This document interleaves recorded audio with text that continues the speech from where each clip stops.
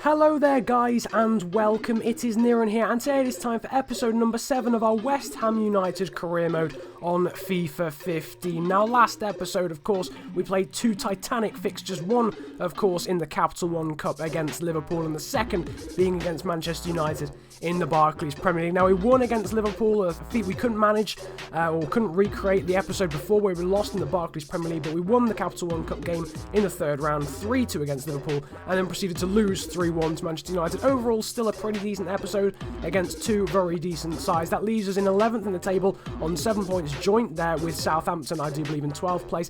This episode we'll be playing two games we'll be looking to win. Should be a 6-point episode, or at least we're hoping for, and we're playing QPR and Burnley, two recently promoted teams, and we'll be looking to get 2 wins out of that because we've been very, very inconsistent recently. Understandable due to our fixture list, and it doesn't really get much better because, as you can see, at the end of the month, we're of course playing Yeovil Town in round 4 of the Capital One Cup, but we've also got to play Manchester City in the Barclays Premier League. So although we play QPR and Burnley this week, or this episode, it's somewhat of momentary respite. As you can see though, here are the player stats at the moment this season. Van Persie is currently the top scorer in front of Welbeck, Remy Cabella, and look at that, Mauro Zarate in 4th place there on 4 goals, joint with Sessegnon, Balotelli, Chadley, Rosicki, Rodriguez, Daniel Sturridge, Varela, Willian, Rodwell, Arnautovic and Brown Idei there rounding out the top 15. No other West Ham players though on this list, and there's no West Ham players on this list either of the assists. That's headed at the moment by Ulloa of Leicester in front of Papis Demba Cisse.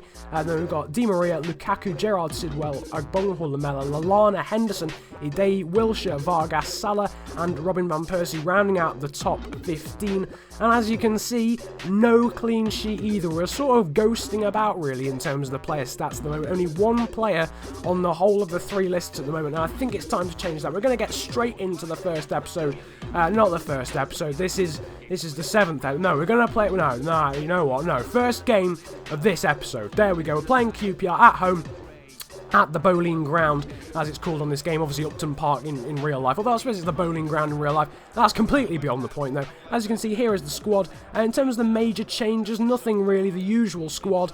The centre-backs would be Reed and Koyate, sometimes that changes, and Niang and Downing would be our wingers, with Zarate up front. Despite Mbolo's awesome game against Liverpool, he wouldn't be starting, but as you can see, we've got the first chance of the game and the first goal of the game pretty promptly there with Stuart Downing in the 11th minute. Nice bit of play, nice bit of interchanging play there. I think it was Alex Song who plays it in the end, and it's a nice finish there from Downing past Alex McCarthy to make it 1-0 in the 11th minute. As you can see, those Zarate's now going forward. He gives it to Niang, he skips past the challenge and he's going to blast it towards goal, but it's a decent save there from McCarthy, lacking a bit of pace there. That strike, very, very good direction, but not enough pace. In the meantime, it's completely different. Koyate there with a strike that certainly had enough pace there.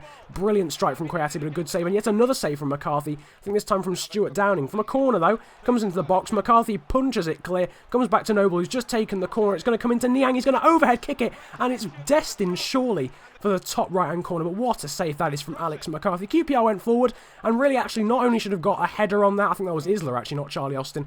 It should have nestled in the back of the net, and they were made to punish. They were made to regret it. I've messed up that sentence horribly. But the key point from that clip is the fact that we scored again. It's 2-0 and Stuart Downing there with his second goal of the game. Really in good form at the moment. Really good game for him. But at this point, the game really started to get hugely physical. From myself and QPR, challenges flying in all over the place. That's 2-1 to us currently at the moment. And then Harriman goes in, flying in against Zarate. Zarate then gets cropped again later on. And then Niang with the mother of all snaps as well a little bit later on. That sort of ended the game slightly in terms of the snapping contest. I just thought I'd show you because it was very interesting. But then Mbolo, fresh off the bench, goes and scores in the 85th minute to make it 3-0. And to be honest, it's a game we did deserve to win. 3-0. It could have easily been more had it not been for a good performance from Alex McCarthy. The first game I think we've actually found easy this entire career mode so far. But Brill Donald Mbolo came off the bench on about the 70th minute. I think he came on for Stuart Downing, if I'm wrong. Yes, he did. Amil Furtado also came off the bench as well. Mark Noble got man of the match there with an 8.4 rating. Stuart Downing got 8.3. Decent ratings as well for Mbolo and Amil Furtado, especially seeing as they came off the bench. As well, basically everyone did well. An 8.1 there for Ravel Morrison too. Looking very good from that perspective. But I've started doing something that's called the question of the day. Last episode, I asked you guys what wingers I should be playing this episode, and actually, it's quite interesting because you guys actually decided to give me some suggestions on wingers to buy in January instead, which I was actually quite pleased about. That was interesting to see what players you wanted me to buy. There was Gezal from Lyon, there was Jean-Paul Boetius from Feyenoord, but today's question of the day is quite an important one actually for the rest of the series. When I'm not in the transfer window, would you like me to try and fit 3 games per episode into each episode, or the usual 2 that we have in episodes at the moment? So feel free to leave that in the comment section below. I'm sure a graphic just came up just to reinforce that issue. But yeah, I'd love to hear your opinions, because it's something I've been wondering about, whether I should, go more in depth with my highlights, or whether I should try and fit as many games in as possible so I can rip through each season a little bit quicker than I usually do with career modes. As you can see in the background, I'm just sending my scouts out to various regions. Denmark, Turkey, Russia, and Italy are going to be the 4 teams that I'm sending, 4 countries even, or 4 leagues that I'm sending my GTN scouts out to scout, the leagues that I'm sending them out to scout. I messed that up completely, but I'm still thinking about the question of the day. Feel free to leave that in the comment section below. I'll read all the comments, and hopefully I'll be able to do what you guys want. But nevertheless, we're going to now get into the second game of the episode against Burnley.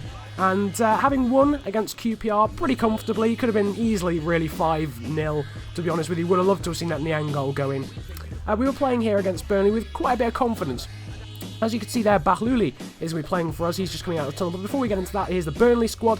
Interestingly, no Danny Ings, Marvin Sordell, and Ashley Barnes will be starting up front for them, with Scott Arfield there on the wing, the other noticeable player, from my opinion anyway. As you can see, here is the starting 11 for this game. Bahluli coming in, Niang and Downing still staying as the wingers, Zarate staying up front, Reed and Koyate still the defensive partnership, with Uchida and Willems as the fullbacks. But going forward, yet again, in the 11th minute, Downing's going to skip past the challenge of Trippier, and that is a really, really nice finish past Thomas Heaton to make it 1-0.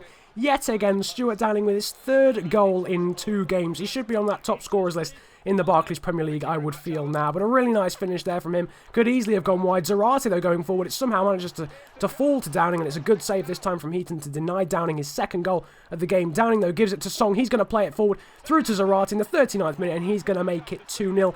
Now, the highlights probably seem quite biased on one side at the moment, but actually Burnley were going forward. They just weren't creating chances. I kept giving them the ball in dangerous positions, but then they wouldn't make anything out of it. So it was 2-0 at this point, but Burnley certainly weren't out of the game. Zarate with a nice finish, but some pretty poor defending allowed Zarate to get through literally a minute later, but a nice save there from Heaton at the near post denied Zarate his 2nd goal of the game. As you can see at half-time, it was 2-0. Bahluli had been playing really well, but Burnley finally going forward and creating a chance there. Nice little back heel from someone there, and the final shot from Bryson, but Adrian equal to it. But look at that, really nice 1-2. Niang's clean through on goal, and yet another awful finish from Bai Niang, yet to open his account, if you like. But Zarate sets away out on the wing. He's going to cut inside far too easily on his left weaker foot. He's going to slam it in.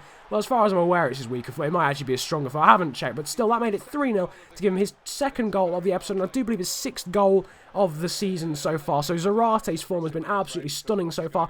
But late on, that would not be it, as Sam Vokes went forward off the bench, skips past the challenge of Uchida, and hit the inside of the post. Nothing Adrian could do about that. But in the end, it finished 3-0. We were very lucky, actually, for it to be 3-0. We weren't lucky to win. Our first half performance was incredible compared to Burnley's. It was a lot more equal the second half. We really did keep giving the ball away in really dangerous positions back to Burnley. As you can see, though, here are the ratings. Zarate, unsurprisingly, with man of match there with an 8.7. 8.1 as well for Downing after his goal. Decent rating there for Song, Bahluli, Niang, and Koyate, and Noble as well, who was substituted late on for Ravel Morrison. But I was really impressed, actually, with Fares Bahluli. His first start, I do believe, for the club, especially in the Barclays Premier League. Here is how, though, it leaves the table. Manchester United still top there, with a game in hand as well, looking very menacing at the top of the table there on 21 points. 2 points clear of Chelsea and Manchester City in 2nd and 3rd. Very standard-looking top 6 at the moment there, with Arsenal, Liverpool and Everton occupying the rest of those places. We currently sit quite pretty in 9th place, and actually only 2 points away from being 4th place at the moment, which is still being occupied with Arsenal. Q, another Arsenal 4th place joke. Down at the bottom, though, Burnley and QPR, the teams we played, of course, this episode are in 16th and 17th, with Hull, Aston Villa and Crystal Palace occupying the relegation zones. But I really hope you've enjoyed this episode of FIFA 15 Career Mode. Slightly shorter than usual, but feel free to leave a like and subscribe if you enjoyed it. Subscribe if you're new around here, and feel free to comment if you enjoyed it that much with anything I should improve about the series, and also your answers to my question of the day about how many games I should put in each episode where we're not in the transfer window. But have a good day, enjoy yourselves, and goodbye.